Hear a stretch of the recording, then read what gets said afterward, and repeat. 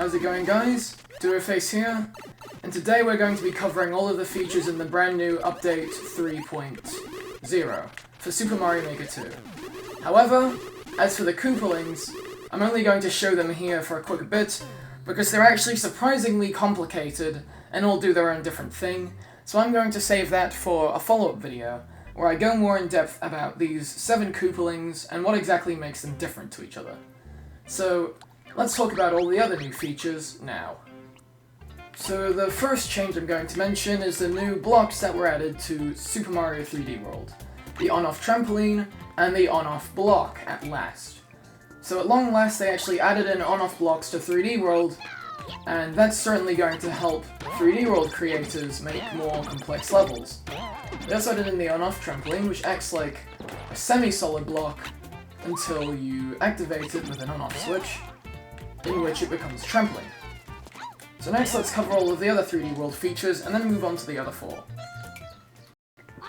One of the other new features added to this update for 3D World is the Boomerang Flower, one of the proper power-ups in 3D World.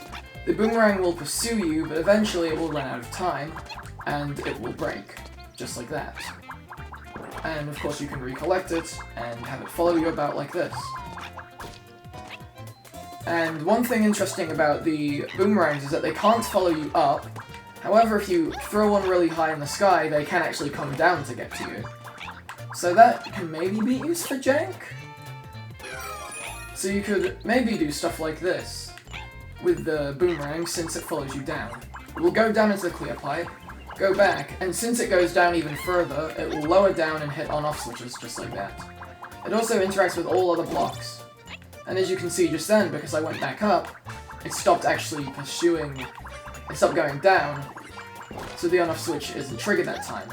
So, if you want this contraption to actually work, you've got to make sure Toad's underneath it, so that it goes downwards too. Though I'd say the main attraction to 3D World would be the 5 new masks that were added. Well, the boxes. Well, I mean, some of them are masks, some of them are boxes, so... One of the first new features added was the cannon box, or one of the 5 boxes. By pressing Y, you can fire out a cannonball that takes about a second to travel and explode. It will still take a second to travel and explode when you fully charge it, but it travels about twice as far and a lot faster. And basically you can just kind of spam Y like this, or you could charge it up to hit something further away. It'll basically reach the sides of your screen, which is pretty logical actually. So the next mask, or box, or whatever you want to call it that was added, is the red power box. This box makes it so that whenever you hit your head on something, it's as though you've hit a red power block. However, it only has 3 uses. Though you shouldn't understate how good these 3 uses are, purely because only 2 hits of the power box will kill a Meowser, and 4 hits of a power box will kill a giant Meowser. I'll quickly demonstrate that right now. So if we quickly do this, 1, 2, 3, and if we get a third, boom. Only 4 hits to take out the hardest boss in 3D World. That's just how good the blue power box is at doing its job. Next up is the Propeller Box. You'd think it's similar to the Propeller Mushroom, and it is. Except that you have 3 uses on it. And it can take you incredibly high. For example, if I was to build all the way up to the sky limit, maybe leave a spot like that, it's pretty likely, I think, that you could make that 1, 2, 3. Perfect, actually. I mean, not quite perfect, it's like from here and with a full jump. You can also wall jump while in the state, which can get you a bit of extra height. And of course, be careful. Though, of course, the amount of jumps you actually have left is at the side. See, look, 2, 1, and now I can't really do anything. You can also slam down as though you're using the propeller suit, like this. The next 2 power-ups are both masks. The first one is the Gumbo Mask, which fools basically every enemy around. So for example, if we have a bunch of thwomps, all doing their thing, if you're just like normal Toad, this will kill you. However, if you don the Gumbo Mask, then Toad will be completely immune to enemies, because enemies will think you're an enemy. You can even, like, jump right into these guys and they won't even care. And you can blend in by crouch walking. Toad looks at home here. And in case you're not even impressed about the extent at which this goes in, enemies can't even tell it's you, even when you hit them. Say for example you have Boom Boom over here, kind of just staring into the distance because he has nothing to do. If you jump on his head, you'd expect he pursues you. But instead he just kind of... he just kind of lingers on the spot, pops out, and then does the same thing until he dies. And even Meowser is fooled by this disguise to an extent, and it kind of causes some weird behaviors. He just kind of hops about. Like he paces forwards and backwards 3 times, I think. As you can see, he do be patrolling his territory. So yeah, the Gumbo Mask fools literally every enemy. And finally, in 3D World with the new power-ups, is the amazing Bullet Bill Mask, one of the coolest power-ups in the game. Because when you press A, it allows you to fly. You can't change direction while you're flying, unless you let go of A for a sec. However, as you saw just there is a limited amount of fuel you can have here. You will run out, but then it will immediately replenish to full once you've landed. And as for the distance this can travel, I believe that this can take me all the way to the flagpole. Just barely. And as you can see, this can certainly be very cool for levels which require a lot of travel, because you might want to go down, you might want to go around. And I think with this, it even allows you to do one-sided wall jumps, if you do it correctly. So let's see if I can do that. So like this. Jump. Oh wait. Never mind. So one thing I forgot to mention, I assume it is still possible, but crashing into a wall will make you lose the cannon box. You can still, like, do stuff afterwards, it doesn't stun you, but it just makes you drop the power up because, yeah, you kind of crashed. Oh wait, yeah, look. Yeah, you can definitely one-sided wall jump with this power up. So that's everything new to 3D World, and I'd say that that's pretty cool. So goodbye 3D World. So other than the amazing new Koopalings, which we'll be reviewing later, each basic non-3D World theme has one singular new power-up added. The new Super Mario Bros. U, that is the, this is the Super Acorn. So as you can see, Toad flies like a squirrel, and when he presses ZR, he can do a very, very high boost into the air. And he has a kind of floaty sort of free fall. Well, in this free fall, you can kind of mildly change your direction and spin to maybe help your chances. And you can travel a very far distance like this.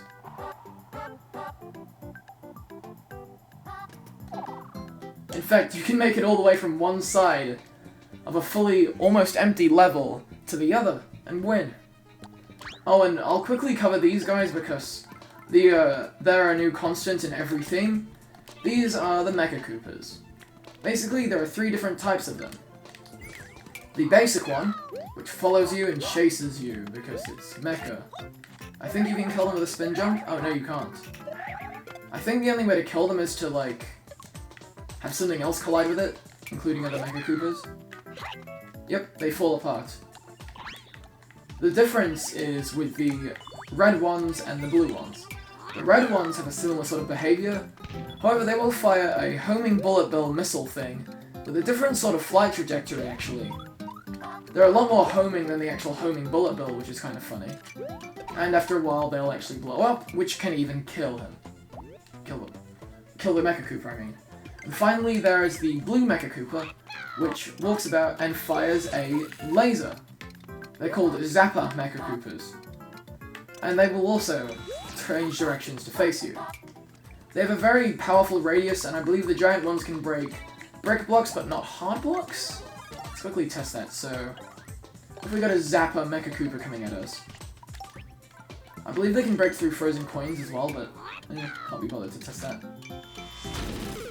No? Wait, so maybe it's the small ones. So the big ones can break through seemingly any destructible block. Ah, so hard blocks stop the small ones. That's interesting. One thing to mention about these guys as well is that in the night theme they have their own custom little gimmick, specifically Night Ground. If you get a Mecha Cooper, like any type, literally any type, they will pursue you with rocket power. I'll demonstrate that now. So as you can see, the ones that actually went and followed me, the green one actually showed it off, but if I quickly go to a different island, this will probably make them follow me. As you can see, the Mecha Coopers can fly, some of them less effectively than others. Down you go. So yeah, they all have little jet-powered engines. And does the Super Acorn do anything weird in Night Theme? Oh, they're like a rugby. Wait, so they actually do something different in Night Theme. Didn't know that, so I'm gonna quickly pop this up.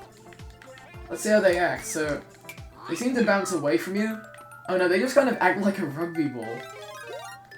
Right, yeah, so in the Night Theme, Super Acorns have rugby ball physics. And of course, they're still just as good, and assumably in the low gravity theme, they're very good, maybe? Like, how much better are they in the night sky?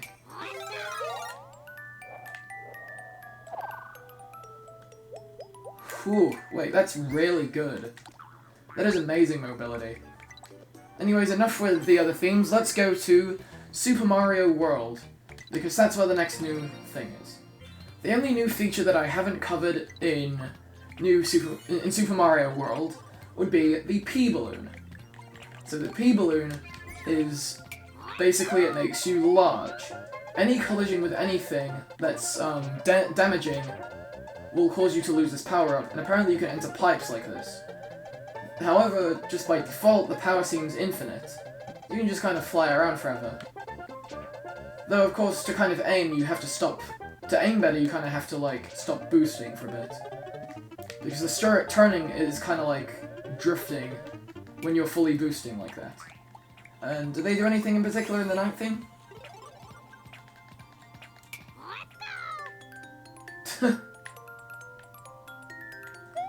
They actually act like a balloon does. So if you find one of these in the Night Theme, they might be a bit troubling to catch because away they go. Oh hey, that might make it a bit... Wait, I wonder if, I bet that would be amazingly trolly if, like, there was a screen lock and then just, like, from off screen, whomp. What's that? You're giant. You didn't want that? Oh well. Well, that's fun. Next up is the new power-up from Super Mario Bros. 3. And to show its full potential, we're gonna have to go to the jungle thing. So the frog suit gives you a weird sort of walking animation. And by default, your jumps are basically like full jumps. I mean, you can tap jump, but if you hold B, you get basically a full jump. And run up or not, it won't really change that, I think. Nope, it just changes your horizontal velocity. But where this power-up really and truly shines is when you use it underwater. Because this power-up makes underwater levels an absolute breeze to play on. Because you can jump out the tops of them, and underwater you just move so fast and fluidly. And this will make underwater levels go from being a crawl to being good, as everybody said. And one thing to mention too, is that while you're holding an item with this frog suit, there is a trade-off. So say, you gotta take a P-switch somewhere, for some reason. Whoops, you gotta take it somewhere, don't jump on it. If you pick it up, you get normal physics as though you're just normal Mario. However, if you have enough ground to get you up to P speed, which is like, you know, max speed in Mario Bros. 3. Oh yeah, also, is that a weird effect? Did you guys see that? Hang on. Never mind.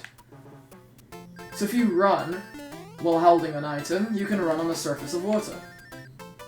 So water's even more completely neutralized by this power-up. Now let's take a look and see what the frog suit does at the Night Theme. Does the same thing, but maybe sidesteps a bit more? Does it do anything different in Night Theme? Because it just hopped around a bit. What does it do in Day Theme? Oh, so the only difference is that it can actually jump away from the player. Huh. Alright, and last but not least is the amazing new power-up that is the Super Mario Bros. 2 mushroom. This mushroom allows you to do all sorts of things. For example, when you crouch and press A, you will do an extraordinarily high jump, which is higher than anything else that's even possible, I believe. Maybe it's basically like a spring jump. And in this mode, you can even pick up things. I believe you can pick up just about anything, maybe? I think, so, like this, if you stand on top of something, press down and press Y, you'll pick up stuff. I don't think it works with springs. Though you can actually, for the first time in any theme, since you pick up stuff from the top, you actually can pick up sideways springs. Surely this will make for very trolly interactions in multiplayer. To say, you have like a 1 block wide gap like that. You could just like, oh, what's that? A sideways spring? Yeet, now the other players can't progress. Because yeah, if you try to get through this gap, it won't work. So that could certainly make for interesting trolling. But the main difference that this Super Mario Bros. 2 mushroom makes is the whole being able to ride on and even pick up enemies.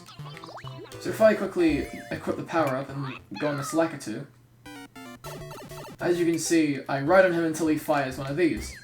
But you can even pluck the Lakitus out like that. And look at that, you're holding a Lakitu that isn't even in a cloud. Throwing them will, of course, kill them, because I don't think they have any code for when they are out of the cloud. When you pick up a shelled enemy, you can throw their shell. And when you pick up a Gumbo, you just kind of like, a not shelled enemy that isn't spiky, you just sort of throw them. Like this, you can ride on Gumbas, throw them, and then once they're back on their feet, they'll start acting like normal. Unless you kill them like I just did. I believe you can also yank moles out of the ground if you time it right. Let's see if it's possible.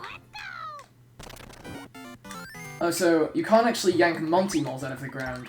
But what I do know is that Rocky Wrench is a fair game. And of course, when you throw them, they'll actually just find a new spot to tunnel into. Unless you check them off, as I just did. You can even pick up and throw Kamek. Though one of the cool things you can do with the new Super Mario Bros. 2 mushroom is that when you pick up a Chain Chomp, it will no longer damage you and will instead target any opponent. This can be especially devastating when you have a winged one, because the winged one isn't as limited to the player's movements as much, because they can kind of just fly everywhere. Now one thing someone questioned, can you ride on these? Nope. And of course, once you lose a power-up, they become just as aggressive as normal. And the best case scenario is getting a giant winged Chain Chomp, because these guys have incredible range, so an enemy, they can just kind of chomp, like that. You could probably even have PvP battles with them. So yeah, you can pick up and throw a lot of things, including bullet bills and cannonballs, and those bullet bills and cannonballs will just continue flying as if nothing happened when you pick them up. Another brand new item to the new Super Mario Bros. 1 theme is the Cursed Key. Where is it? There it is. So, if you have a key and a locked door, when you pick up the Cursed Key, a Phanto will spawn. This Phanto has some very special properties unlike any other enemy. For example, if you're invincible, and a Phanto shows up, you can't even kill them with that. They will endlessly pursue you, just like that. And one thing that I believe is, true, is that Phantos can presumably gain an infinite amount of momentum. So if I quickly, like, to catch up with you. So if I was to quickly make a long conveyor track to run across while being invincible, so I believe a good test of the Phanto speed would be to summon the Phanto from the left side of the screen, and then run, and see how long it takes to catch up, and when it does catch up, how fast it moves. That's reasonably fast. Not too fast though, actually. Not as fast as I expected, but yeah. The Phanto will pursue you non-stop until it has its key back, or until you use the key. So once you use the Cursed Key, the Phanto will no longer be agitated by your entire presence. The one thing I have hid from you guys is that I've saved probably the funniest feature of the Super Mario Bros. 2 mushroom for last. If you are riding on a bonsai bill, say, if I get out a Bonsai Bill. Well, first let's just show the other one. So, with a Bill Blaster, cannons don't do this as well. Cannons don't do this. So if you pick up a bullet bill, you can throw it, and then it will continue flying wherever it went up. And hilariously enough, the same happens with a Bonsai Bill. You can pick up and throw Bonsai Bills at people. That is immense. Like, what's that? A Bonsai Bill's coming your way? Yeet! Oh, and the hitbox is kind of funny on it. It's about 3 blocks or so wide. So yeah, that's the Super Mario Bros. 2 power-up, and the one other thing it does is that when it's in the snow theme, you're able to crouch down and press Y in order to uproot an infinite amount of snowballs, like so. So no matter where you're I think it's just ground blocks maybe? You can just get snowballs forever. And the subtle feature that the power-up has is that it will also alter the music. If we set the theme to underground, you'll hear the underground music kick in. Then when you hit the bonus music, you get the character select screen music. Jumping on the boss fight music will get you of course, the boss fight song from Mario Bros. 2 against Birdo. And then standing here will get you the final boss theme of Wards. So yeah, you have a whole arsenal of new music, just like the Link costume gave. So, that is actually every single new part that is in the Koopalings, because I want to go very in-depth on these guys. Because they have a lot of similarities and a lot of differences that I think people should maybe know about. But the video is not over, and now I'm going to show you guys the intricacies of the World Maker. And it'll also show a little sneak peek at my World 1.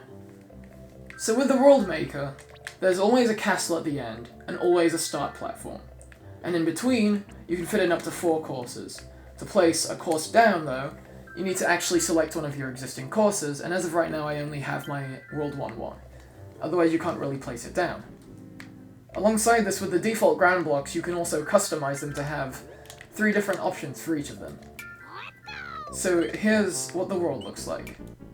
And one thing that I think I'll show you all is that there are 3 different types of bonus houses. And they all have their own different little minigame to play. So I'll show you each of these minigames. I'll actually put one here. So if we click... Oh, and you can automatically clear levels if they're your own, I believe. So, this one over here is the good old classic. The mix and match. The way you can tell where it's going to land is the top slide, when you click, you'll get whatever's on the top slide, and then middle and then bottom. You'll get a 1-up for a mushroom, 3 1-ups for a fire flower, and a 5-up for a star. Otherwise, whatever you've created will just kind of flop out. So, next up is I believe this is this is the hardest one, I believe. So you've got to catch the baseballs that this cannon fires. However, it can fire different types of cannons, like a heater shot, which is very fast. Or a lob. You have 3 hits, and assumably the better you do, the more 1-ups you get. And sometimes they will even do tricks like that. Oh, whoops, uh-oh. Alright, and that's all of the balls. So 2 hits is a 1-up, 1 hit is 3-up, and if you can do it perfectly, you get no 1-ups. And finally is probably the easiest minigame of the 1-up houses. What you do is you basically just spam click the A button for 1-ups. I assume the bigger the balloon is, or the faster you do it, the more 1-ups you gain. Actually, I only got 3-up that time. If you do it really fast, then you can get a 5-up too. So I'm just going to quickly move this back where it was. And the reason why I'm still showing you the bonus areas is because, to put it simply, a certain character has returned to Mario Maker after a long absence. So if you just so happen to lose this minigame by getting hit by 3 of these baseballs, a certain someone will come out of the house to complain. That's right. Lanky Mario has made his triumphant return to Super Mario Maker. So one thing I'll mention is that a lot of the path has their own different variants. Most paths, when you click on them like this, can be turned into water or normal land. And the hills can be turned into clouds or normal hills. And only clouds can connect to clouds and only hills can connect to hills. You can even have the start be underwater, and even have the castle be submerged in water. As you can see, it is literally submerged in water. I believe you can even position the castle wherever you want it to be. So if I wanted to, it could be up on the hill. And I think that that can actually be very cool. So, now I'm going to also show that when it comes to these ground blocks, there are different customization options, but they're all with their own little animations. So I'm going to quickly show you the 3 different ground customizations for each theme. So you have Super Bell type trees, alongside these new Super Mario Bros. U type stone structures, and this animated hill with its little clouds. As you can see, these all have their own little animations. And it's quite cool. One thing that I've also noticed, before we check out the other themes, is that with the levels, you can set their own little icon. It's quite a lot to choose from, actually, to fit the theme. There are even some that have a custom little animation when you take them down. Oh, whoops. Didn't mean to play it. Cut, hurry. Clear course and exit. Okay, that's a new option. So look, it'll have a little animation. It's not too big of an animation, but yeah. The structures seem to all have a cute little animation when you take them down. And you can even set enemies to be the little icon. So you could have a hammer bro. So you can press B to clear it, and defeating them, of course, will just kind of whack them away like that. These are like forced encounters, actually, and they can be treated as such too. So now I'm going to show you the different things that you can do. You can have up to 8 worlds of whatever theme you want, and you can set the player's lives to a max of 99, or a minimum of just 1. So if you want, you can make a very cruel world with only 1 life. Though of course the default is set to 30, and that's kind of reasonable. So next up is the world theme, the underground theme. So as you can see, each of the themes have their own cool little fleshed out things. With these underwater things, when you don't place anything, it just kind of gets darker. And as you can see, there's crystals, torches, and fossils that can appear as a part of the ground. In the desert theme, the 3 things that can appear are also fossils, alongside oases and deserts. And if you don't place anything, it'll simply fade out into a rocky-looking desert.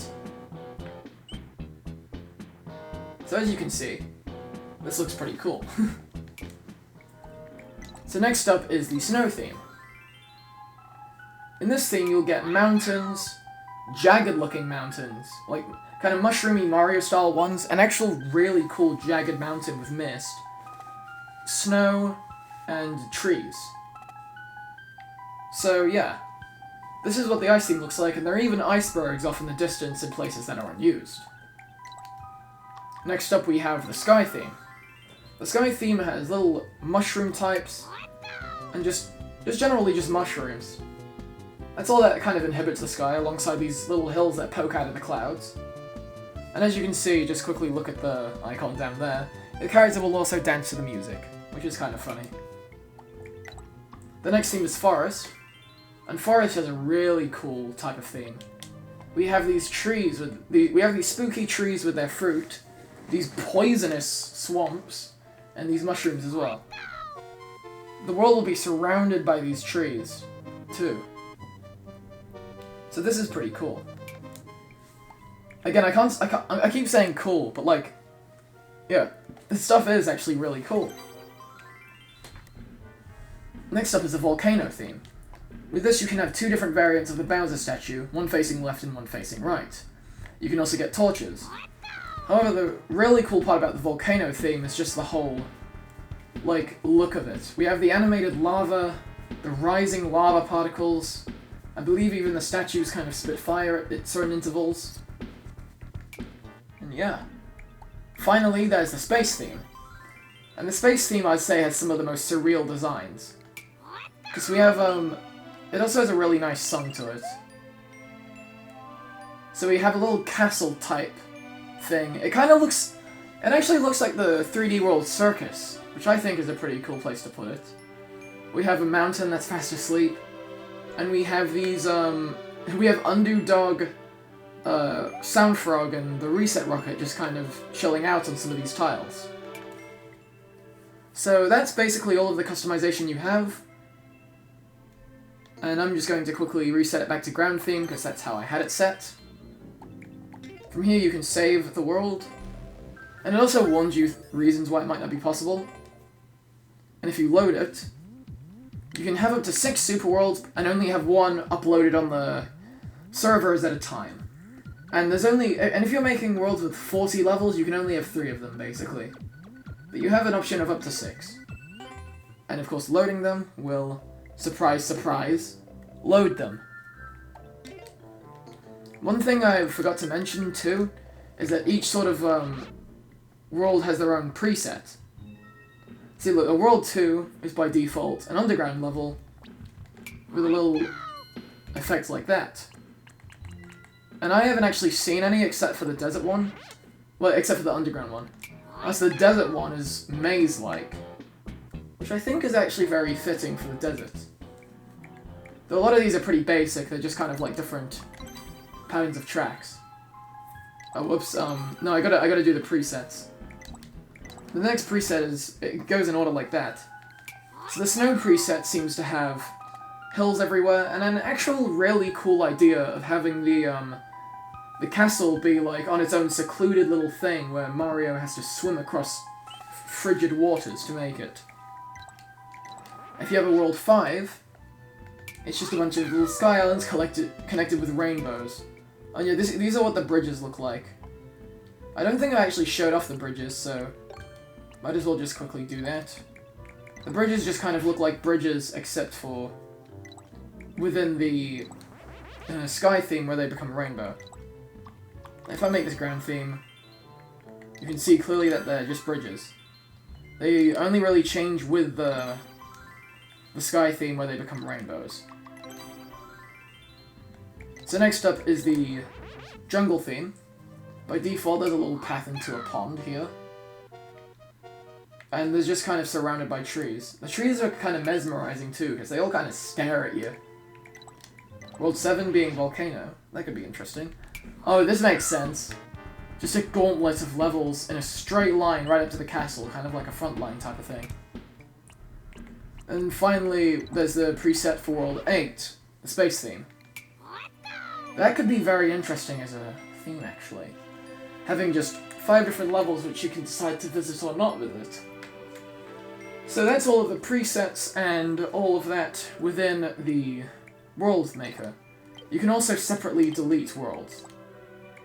3, 2, 1. So as you can see, it removes the world and takes you back to the previous one. It seems that you also have the option to mix and match worlds by doing this. So now World 6 is the sky theme. Oh, and the reason why there's no ghost ship, air house, or specific castle theme is because they're structures. They occur, like, artificially. Like, those are the ones confirmed to be man-made, I guess, or Koopa-made. So, this has been Duraface. I believe I've covered everything in the new update except the Koopalings, and the Koopalings will be covered in their own separate little video. For now, this has been Duraface. Hope you all enjoyed this video. If you did, leave a like and subscribe. I might soon, when I just have no homework left, because I didn't upload yesterday purely due to homework. When I have no homework, I'll probably do live streams of me just kind of chilling out and making courses for my course world. And yeah, as you can see here, you can have, like, you can have bridges, like this. For now, this has been Duraface. I hope you all enjoyed this video. If you did, leave a like and subscribe for more Mario Maker 2 content. I'll be covering the Koopalings either tomorrow or later today. I don't know. but I will see you all in the next video either way. You can leave now.